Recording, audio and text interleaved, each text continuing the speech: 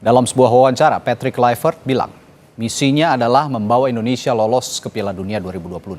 Lalu bagaimana peluang timnas Indonesia lolos ke Piala Dunia di bawah kepelatihan Patrick Kluivert? Dan bagaimana juga pola permainan timnas di bawah kepelatihan Patrick Kluivert? Kita bahas bersama mantan pemain timnas Indonesia Ilham Jaya Kusuma dan analis sepak bola Indonesia Anton Sanjoyo. Selamat malam Mas Ilham, Mas Joy. Malam.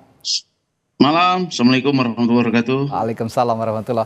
Saya ke Mas Ilham dulu, saya mau tanya dari sisi POV sebagai mantan pemain juga yang pernah berlaga bersama timnas gitu ya.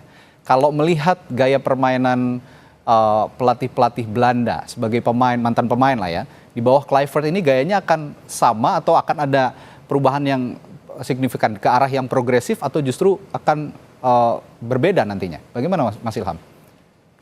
Ya, yang pasti sih saya rasa setiap pelatih mempunyai karakter masing-masing ya Mas. Okay.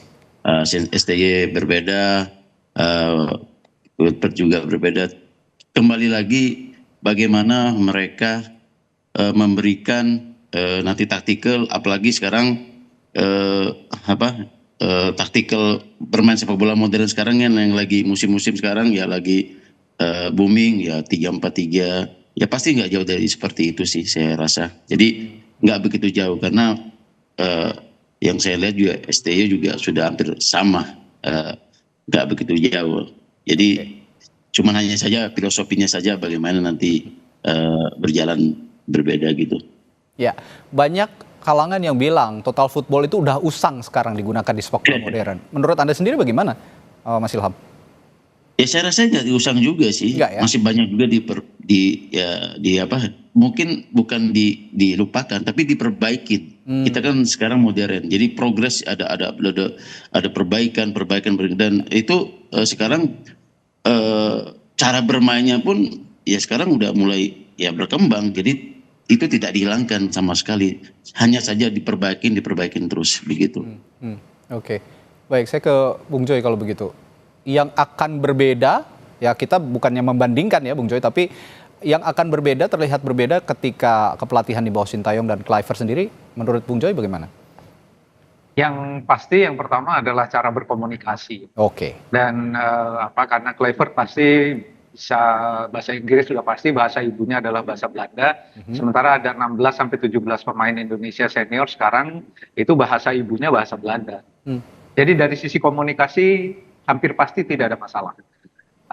Kalau kepada pemain yang non diaspora dia pakai bahasa Inggris dan pemain-pemain kita kan udah go abroad semua. Ya.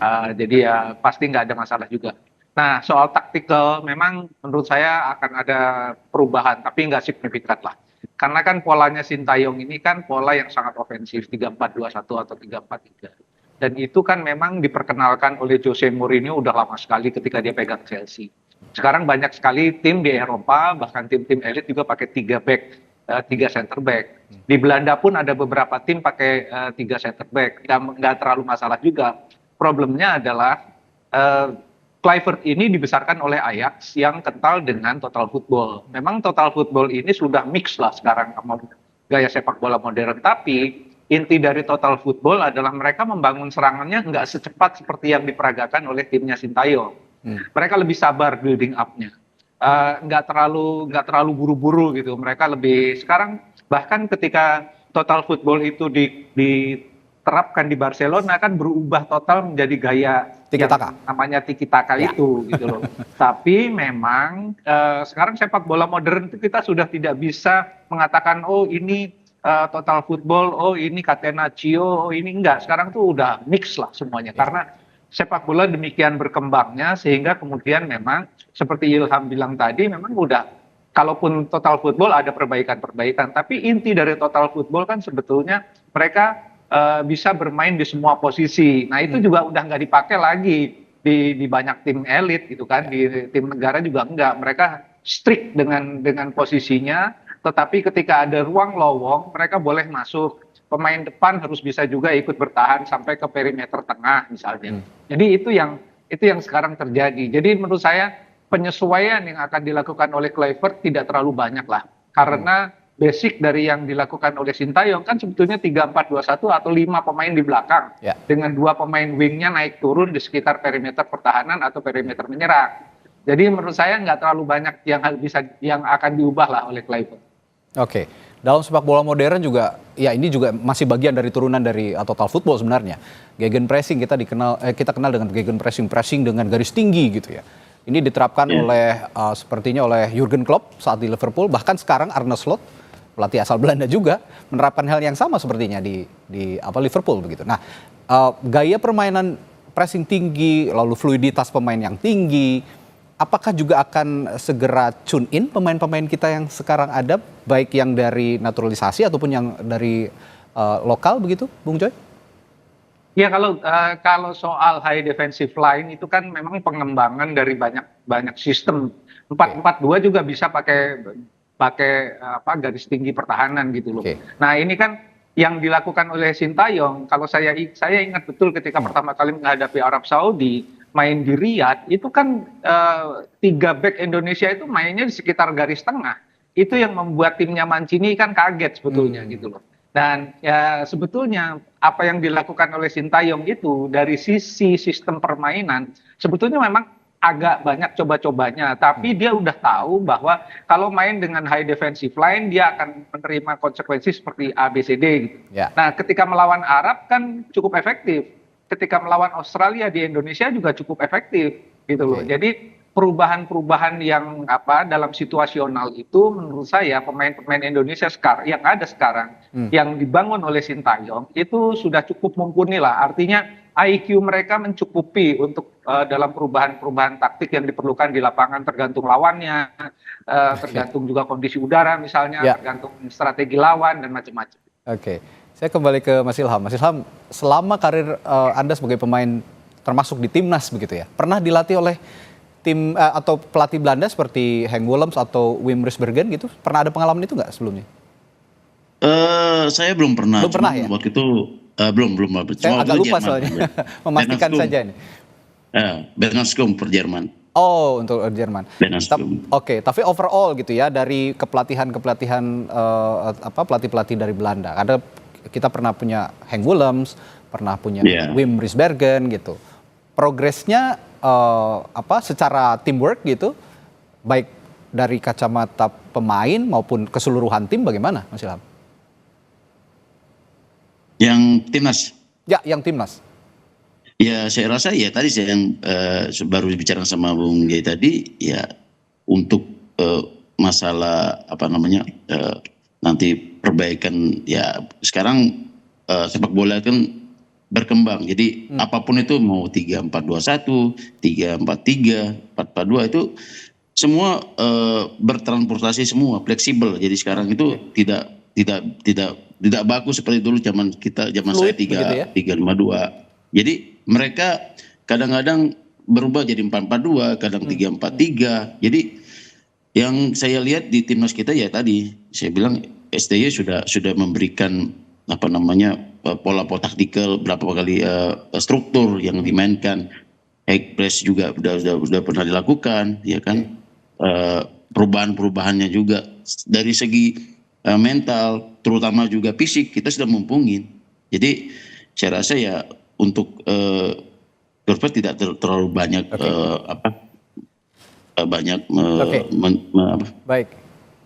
Ya, Mas Ilham, saya yakin Anda juga kenal dengan rekan Anda juga nih, Coach Nova Arianto kan, yang kemarin juga masuk dalam staf kepelatihannya Sintayong.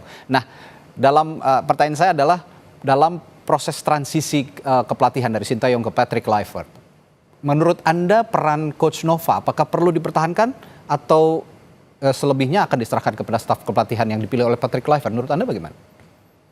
Kalau saya pribadi, saya sangat harus mempertahankan karena yang selama ini kan hampir 4 tahun Coach Nova ini kan selalu mengikuti STY, pengembangan usia muda.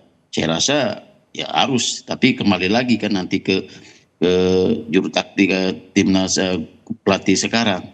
Tapi kalau saya pribadi harus dipertahankan karena 4 tahun dia ikut STY, dia sudah paham betul untuk usia-usia muda gitu. Pertanyaan saya sama untuk Bung Joy, bagaimana kira-kira untuk posisi Coach Nova ini, Bung Joy? Saya kira Nova itu menjadi penyambung antara pemain-pemain yang sudah ada sekarang dengan pelatih baru. Jadi dia mau tidak mau harus dipertahankan. Kan PSSI juga bilang akan ada 2 stafnya Patrick Kluivert dari pelatih lokal. Saya kira salah satunya mungkin ya logikanya ya pasti Nova Arianto lah. Karena kan yang tahu betul karakter si ABCD itu dari pemain lokal sampai pemain diaspora kan Nova gitu. Dia yang akan mengkomunikasikan itu kepada Patrick Kluivert. Ya, betapa sentralnya begitu ya peran Coach Nova di masa transisi ini. Dan saya nanti juga akan bertanya kepada narasumber saya, ada Mas Ilham dan Bung Joy, ada nama Denny Lansat dan Alex Pastoor di sisi Kluivert yang digadang-gadang ya akan menjadi asisten pelatih Patrick Kluivert. Dan katanya justru punya CV yang lebih mentereng dari Patrick Kluivert. Tadi saya bertanya kepada Bung Joy bahwa selain Kluivert ada digadang-gadang ada 2 nama lain yang akan menjadi asisten pelatih Patrick Kluivert. Ada nama Denny Lansat dan Alex Pastoor di sisi Kluivert. Nah, kira-kira peran mereka sebagai asisten pelatih apakah punya spesialisasi khusus yang akan diperankan oleh masing-masing asisten pelatih ataukah ada tujuan lain penunjukan 2 asisten pelatih ini, Bung Joy? Ya sudah pasti peran mereka juga sentral ya, bukan cuma karena CV mereka katakanlah jauh lebih mentereng gitu ya. Tapi memang kalau Lansat kan memang satu akademi dengan Kluivert di Akademi Ajax. Jadi mereka bersahabat. Jadi ini adalah pengawalnya Kluivert, Denny Lansat ini. Pengawal dalam arti mungkin untuk diskusi-diskusi yang non teknis. Tapi kalau diskusi teknis, saya yakin dia dengan Pastoor karena memang Pastoor ini ahli strategi. Dia di Almer pun dia kan terkenal sebagai pelatih yang dalam tanda kutip jenius gitu ya. Nah kalau kita ingat peran 2 orang ini memang akan sangat krusial. Mengingat juga banyak sekali sebetulnya pelatih yang selalu berdiskusi dengan asistennya untuk menentukan strategi. Kalau Anda ingat Pep Guardiola ketika masih menjadi pemain bahkan di Barcelona itu adalah sparring partnernya Johan Cruyff untuk melakukan uji strategi. Jadi memang Pep Guardiola ini udah jenius dari dulu. Nah ini dugaan saya nih Alex Pastoor lah yang akan menjadi orang yang pertama-tama ditanya oleh Patrick Kluivert tentang strategi yang akan dijalankan. Melihat seluruh konstelasi pemain, konstelasi lawan, lapangan, cuaca dan macam-macam, hampir pasti Pastoor lah yang akan ditanya oleh Kluivert. Sementara Lansat akan melakukan backup. Karena dia mungkin akan lebih berkonsentrasi pada individu per individu pemain, terutama pemain diaspora ya. Untuk peningkatannya misalnya Kevin Dix butuh apa, Martin Paes butuh apa, Jai Isdes butuh apa yang perlu ditingkatkan. Mungkin peran itu akan diberikan pada Denny Lansat. Kira-kira begitu. Oke. Ada peran teknis, ada peran non teknisnya. Ini akan saling melengkapi kira-kira seperti itu. Nah, untuk Kluivert sendiri meskipun dibilang katanya CV-nya kurang mentereng, tapi saya yakin sepertinya ya ini pendapat saya atau mungkin ada pendapat lain dari narasumber malam hari ini. Penunjukan Kluivert ini untuk melihat sosok besar dirinya, begitu ya, Bung Joy? Iya, ada dugaan bahwa sebetulnya kenapa nggak Pastoor sih yang jadi Alex Pastoor yang jadi head coach gitu ya. Tapi kalau Alex Pastoor kan tidak terlalu mentereng namanya, gitu loh. Orang lebih kenal Patrick Kluivert. Tetapi apapun, Patrick Kluivert kan pernah menjadi pemain besar. Nah, kalau CV-nya tidak terlalu mentereng, ya mungkin karena kesempatan aja gitu loh. Tapi sebagai pemain dan terutama kalau kita bicara lini depan, yang sekarang masih banyak sekali kekurangannya, paling lemah diantaranya timnya Sintayong, itu mungkin dia kan bisa memberikan masukan pribadi karena dia adalah seorang striker yang luar biasa gitu loh. Jadi menurut saya hal itu sangat lumrah lah. Baik. Di dalam sepak bola. Ya, Mas Ilham, sebagian besar pemain timnas timnas Indonesia ini kan naturalisasi dari Belanda begitu ya. Tentu saya yakin juga mereka akan lebih mudah beradaptasi dengan gayanya Patrick Kluivert, terutama soal komunikasi tadi yang sempat disinggung oleh Bung Joy begitu. Nah, tapi bagaimana dengan pemain lokal seperti ya Rizky Ridho, Pratama Arhan, Marcelino Ferdinand begitu yang sebenarnya cukup kental dengan gaya main Sintayong. Kalau saya lihat dari beberapa pertandingan mereka sangat bisa tune in dengan gaya permainan Sintayong. Nah, di bawah Kluivert mereka akan seperti apa kira-kira? Ya saya pikir ya Rizky Ridho dan lain-lain, ya mereka sudah profesional. Saya rasa siapapun pelatihnya, mereka pasti akan bisa mengikuti taktikal pelatih itu sendiri. Karena saya lihat Rizky Ridho ya kembali lagi ya, bukan saja pintar dalam pengambil keputusan, ya kan? Ya. Dia juga bisa baca bola, dia juga bisa berkomunikasi dengan pemain seperti Jaya dan lain-lainnya juga. Jadi saya rasa sih nggak jadi masalah. Ya.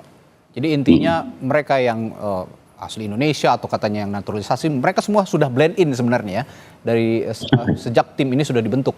Bukan begitu ya, Bung Ilham? Ya, kalau tidak mereka tidak akan maju ke putaran ketiga. Tidak sejauh ini begitu ya, melaju. Kalau begitu ngomong-ngomong soal melaju sejauh mana, di bawah Patrick Kluivert sepertinya banyak tekanan untuk yang sekarang publik menekan pokoknya mau nggak mau suka tidak suka harus masuk Piala Dunia. Nah, kan sih bagaimana sejauh ini, Bung Ilham?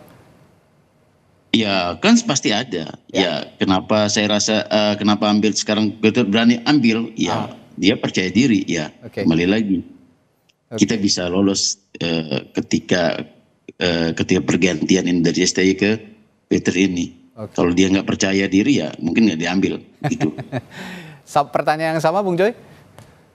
Ya, harus saya ingatkan bahwa sejak awal kan ketika Indonesia masuk ke dalam grup ini, tidak ada satu orang pun, bahkan di PSSI, di seluruh Indonesia lah, tidak ada satu orang pun yang berharap atau punya angan-angan Indonesia bisa langsung masuk ke Piala Dunia, nggak ada. Gitu loh. Jadi kan targetnya bisa masuk putaran 4 dengan posisi 3 atau posisi 4 gitu loh. Meskipun kalau secara hitung-hitungannya kan masih kesempatan untuk langsung lolos juga ada.